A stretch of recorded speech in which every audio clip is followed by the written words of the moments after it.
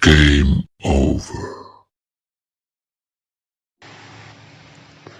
Halo semuanya, selamat datang kembali di channel Squeeze Senpai. Terima kasih untuk kalian yang sudah mengklik video ini. Kali ini saya akan melanjutkan kembali pembahasan light novel Nanomachine, yaitu light novel Nanomachine chapter 111 dan 112. Sebelumnya, saya ingatkan kembali untuk kalian yang belum menonton video sebelumnya, saya sarankan untuk menonton video-video sebelumnya terlebih dahulu, agar pembahasan kali ini bisa lebih gampang dipahami. Oke, tanpa berlama-lama lagi, mari kita ke pembahasan.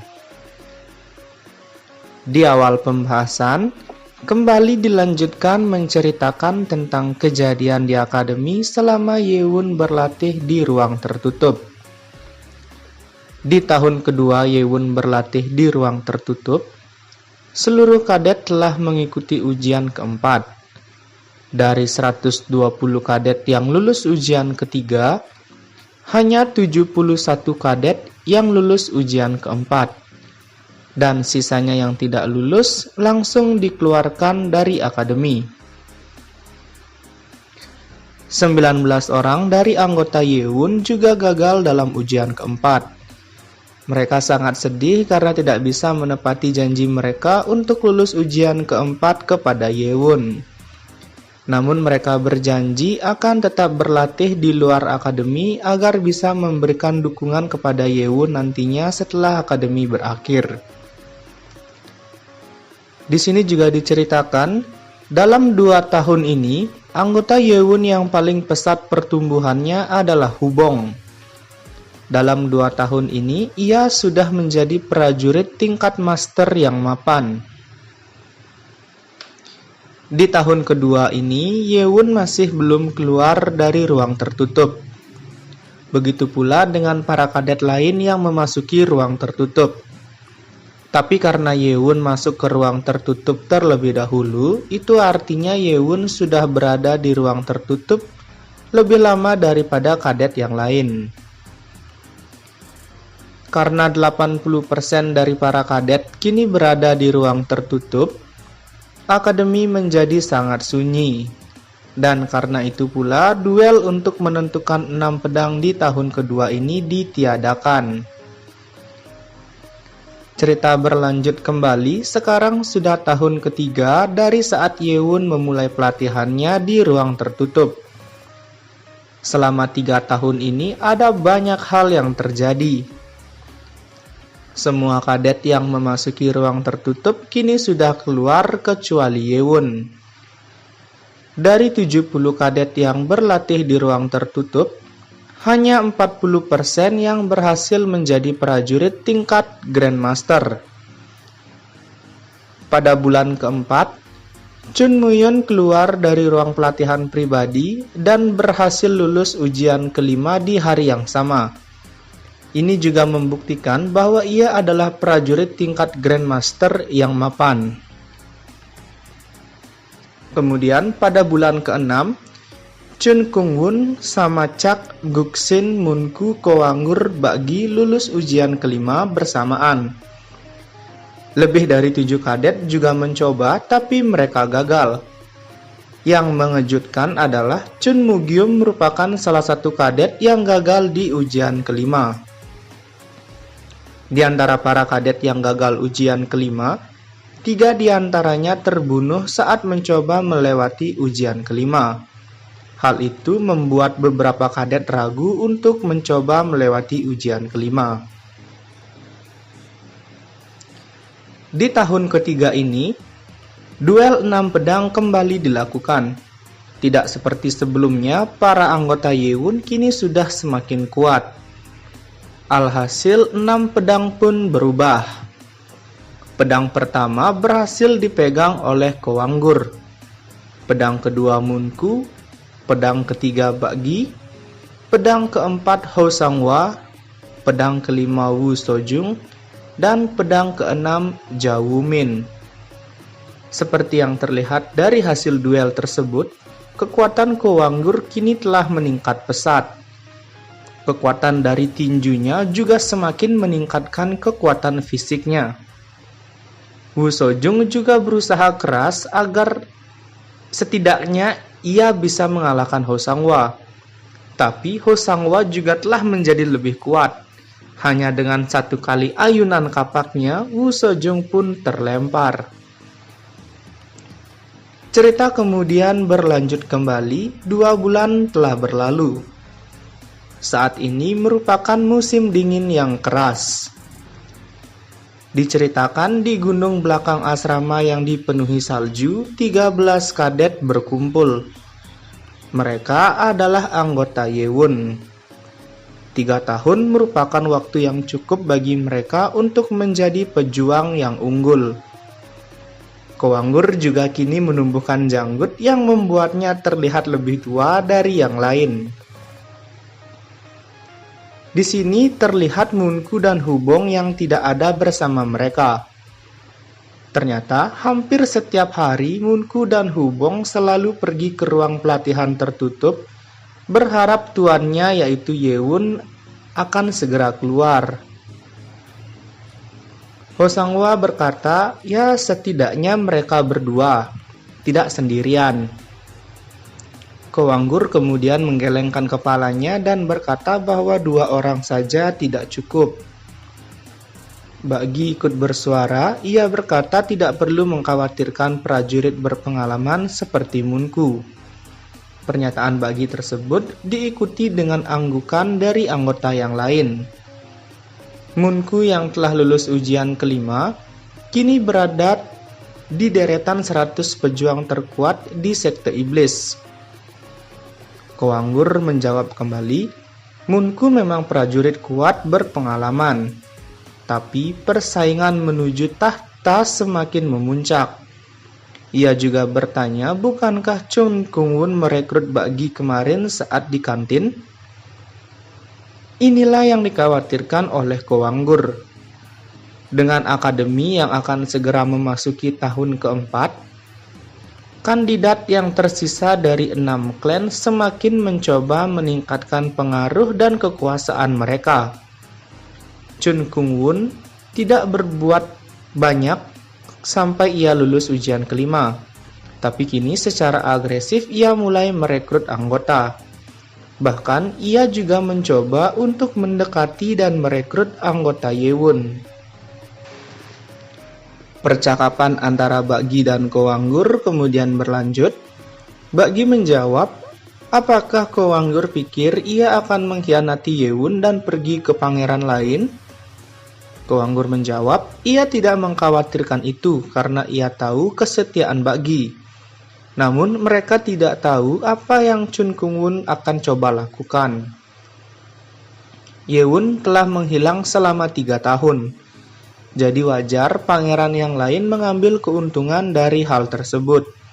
Karena mereka kini sama halnya dengan pejuang tanpa tuan sampai Yewon kembali. Hal itu kemudian mengingatkan Bagi dengan sosok Chun Yuchan yang menghalalkan segala cara agar bisa mendapatkan yang diinginkannya. Karena merasa khawatir dengan Munku dan Hubong, Koanggur kemudian mengajak yang lainnya untuk menjemput mereka. Mereka kemudian segera bergegas menuju ruang pelatihan tertutup. Scene berpindah di sudut barat laut di depan ruang tertutup. Lebih dari 20 kadet mengelilingi 2 kadet dengan mengancam. 2 kadet itu adalah Munku dan Hubong. Kemudian yang membawa ke-20 kadet sambil mengancam tersebut tentu saja Chun Kung-wun. Kekhawatiran Koanggur terbukti benar kembali. Kung-wun kemudian berkata kepada Munku, ia di sini tidak bermaksud untuk menyakiti siapapun. Jadi kenapa Munku tidak mencoba untuk menerima tawarannya? Hubong menjawab sambil berteriak, kau membawa senjata dan mengepung kami seperti ini dan kau bilang tidak bermaksud menyakiti? Kung-wun menjawab perkataan Hubong dan berkata agar Hubong diam, karena ia tidak berbicara dan tidak tertarik dengan Hubong. Ia hanya tertarik dengan Munku yang berasal dari klan Naga Hitam yang merupakan klan yang setara dengan 6 klan. Munku tentu saja menolak tawaran tersebut. Ia juga rupanya telah menolak berkali-kali tawaran dari Chun Kung-wun tersebut. Chun Kung-wun yang sudah menduga jawaban dari Munku tersebut kemudian menantang Munku untuk bertarung. Ia berkata ia akan mendidik pion masa depannya. Tawaran dari Chun Kung-wun tentu saja sederhana. Jika Munku menang, maka ia dibiarkan pergi, dan jika Munku kalah, maka ia harus menjadi pengikut Chun Kung-wun. Munku menyipitkan matanya. Ada terlalu banyak kadet berpengalaman yang mengelilingi mereka. Hal yang terbaik sebenarnya adalah melarikan diri. Namun bagaimanapun juga, Munku tetap mempersiapkan diri untuk bertarung. Hubong kembali berteriak sambil mengangkat pedangnya. Ia berkata bahwa yang dilakukan Kung-wun terlalu jauh bahkan untuk seorang pangeran. Kung-wun kembali berkata agar Hubong tidak ikut campur. Ia kemudian memerintahkan anggotanya agar menyerang Hubong. 3 kadet kemudian menyerang Hubong. Hubong dengan sigap kemudian bersiap melawan dengan seni bela diri Sword of Illusion miliknya. Hingga kemudian, ketiga kadet lawan Hubong tersebut tiba-tiba terdiam di tempat. Mereka tidak bisa bergerak bahkan setelah mereka mengeluarkan energi mereka. Kekuatan tak terlihat yang luar biasa menahan mereka. Chun Kung-wun berteriak dengan marah, bertanya apa yang terjadi. Sebelum ketiga kadet tersebut mampu menjawab, mereka terlempar ke udara terlebih dahulu. Mereka terlempar dan terguling di tanah seperti sampah. Mereka kemudian merasakan kekuatan yang sangat besar di belakang mereka. Saat itu juga Hubong dan Munku berteriak kegirangan. "Tuanku!" teriak mereka serempak. Yap, orang tersebut adalah Ye-wun. Akhirnya setelah 3 tahun masa pelatihannya, Ye-wun keluar di saat yang tepat. Ia kini memiliki rambut yang panjang sampai ke pinggang, kemudian di wajahnya terukir dengan jelas bahwa ia adalah pejuang yang sangat kuat. Wajahnya juga terlihat pucat karena kekurangan sinar matahari. Namun itu sangat cocok dengan tatapan Ye-wun yang dingin. Hubong langsung menangis saat melihat Ye-wun. Munku juga berkata bahwa Ye-wun terlambat sambil tersipu. Di sisi lain, Chun Kung-wun terlihat sangat terkejut. Kekuatan tak terlihat yang melempar anak buahnya itu adalah kekuatan kontrol energi yang hanya bisa digunakan oleh pejuang tingkat superior seperti Li Hameng. Nah, untuk kalian yang mungkin lupa, kekuatan kontrol energi ini sudah pernah muncul sebelumnya di manhwa. Yang pertama, saat Submeng membangunkan Ye-wun di ruang medis. Kemudian yang kedua ditunjukkan oleh ketua klan Poison saat mencekik Ye-wun di gua penjara. Dan yang ketiga ditunjukkan oleh Li Hameng saat menginterogasi Ha Ilming. Dan ini merupakan teknik yang hanya bisa digunakan oleh pejuang tingkat superior. Chun Kung-wun masih terkejut. Ia berpikir jika Ye-wun mampu membatasi prajurit tingkat master untuk bergerak, itu artinya energi internal milik Ye-wun sangat besar. Chun Kung-wun sangat tidak habis pikir dengan situasi saat ini. Ia juga sudah berlatih sangat keras agar bisa mencapai tingkat Grandmaster. Tapi untuk mencapai tingkat superior itu masih sangat jauh dari jangkauannya. Dengan situasi saat ini, percaya tidak percaya, ia tidak bisa lari begitu saja dan membuang kehormatannya. Ia tetap ingin mengalahkan Ye-wun dan merebut Munku agar menjadi pengikutnya. Ia kemudian memerintahkan anggotanya untuk segera menyerang. Segera kemudian anggota Kungwun mengambil senjata mereka dan menyerang Yewon. Munku dan Hubong dengan refleks langsung berusaha memblokir serangan yang datang. Dengan cepat juga, Chun Kungwun langsung menyerang Munku dan situasi menjadi 1 versus 1 antara Kungwun dan Munku. Pertarungan mereka sangat sengit karena mereka sama-sama berada di tingkat Grandmaster berpengalaman. Tangan kanan Chun Kungwun yaitu Sim Jingu yang berada di tingkat master yang mapan langsung menyerang Hubong. Hubong pun melawan dengan Sword of Illusion miliknya. Hubong di sini bertekad akan menahan dan mencoba mengalahkan Sim Jingu agar jumlah yang perlu dilawan oleh Yewon berkurang. Namun meskipun begitu masih ada 15 kadet yang menyerang Yewon. Yewon di sini rupanya masih menahan 3 kadet yang tadi dengan kekuatan kontrol energi miliknya. 10 kadet kemudian menyerang Yewon, namun Yewon tetap nampak tenang tanpa sedikit pun khawatir.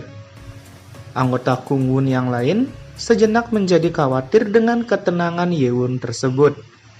Hingga kemudian Yewon mengangkat tangannya, ketiga kadet tadi kemudian terangkat dan dilempar oleh Yewon ke arah anggota Kungwun yang tadi mencoba menyerangnya. Anggota Kungwun langsung membatalkan serangannya. Mereka tidak mungkin menyerang teman mereka sendiri. Anggota Kungwun sempat meneriaki Yewon dengan berkata bahwa Yewon seorang pengecut dengan menjadikan teman mereka sebagai tameng. Mereka juga mengira teman mereka akan dilepaskan setelah terlempar tadi oleh Yewon. Namun kenyataannya, Yewon malah menjadikan 3 kadet tadi menjadi bola meriam. Dan hanya dengan gerakan tangan dari Yewon, ketiga kadet tadi terlempar ke sana kemari dan menghantam anggota Kungwun yang lain. 6 dari 18 kadet langsung KO dan keluar dari pertarungan. Anggota Kungwun yang lain akhirnya menyadari betapa mengerikannya kekuatan Yewon saat ini. King Po, salah satu anggota dari Kungwun, juga berada di tingkat Grandmaster. Tapi ia tidak bisa menemukan kelemahan pada diri Yewon. Ia yakin saat ini tidak ada yang mampu mengalahkan Yewon. Ia berpikir bahwa pertarungan tidak seharusnya dilanjutkan. Dengan panik, ia kemudian berteriak memanggil Kungwun. Ia berkata bahwa mereka telah kalah, dan ia berkata akan kabur. Yewon yang mendengar hal itu menjadi sangat marah. Ia berkata mereka telah memulai ini terlebih dahulu. Jadi mereka tidak bisa menentukan kapan ini akan berakhir. Di sini Yewon tidak berniat membiarkan mereka lari.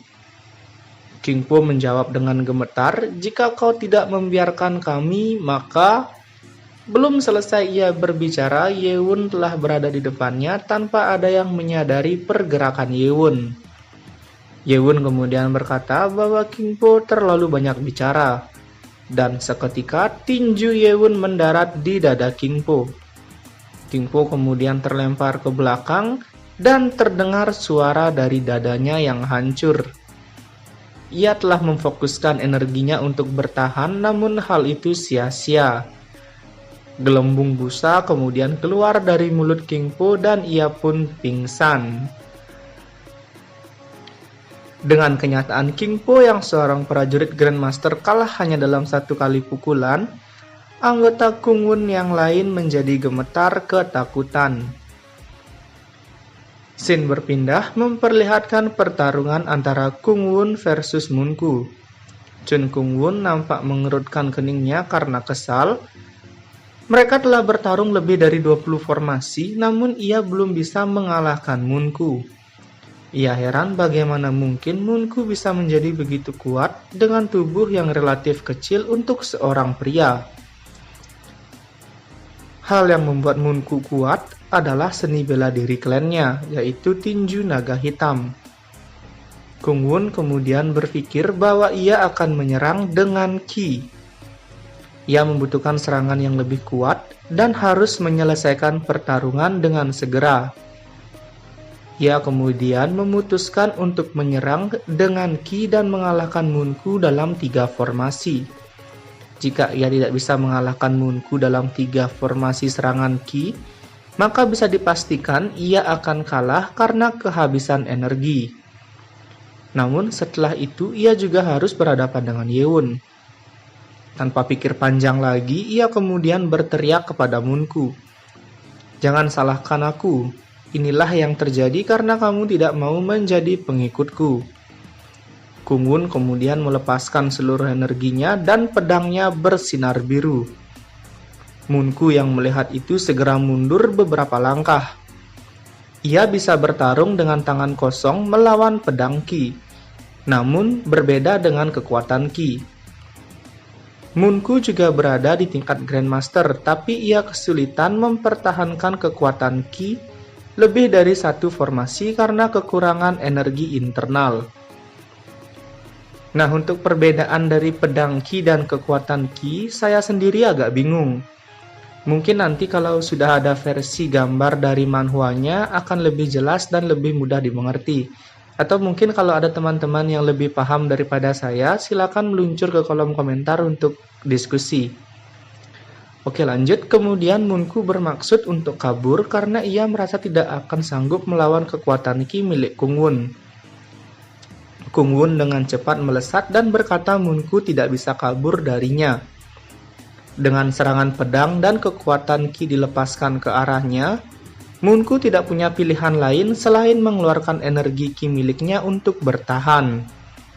Ketika 2 formasi kuat bentrok, tanah di sekitar mereka pun retak. Serangan energi yang disebabkan oleh keduanya bahkan sampai menghancurkan batu yang berada di sebelah mereka. Setelah formasi pertama, Kungwun kemudian bergerak ke formasi kedua.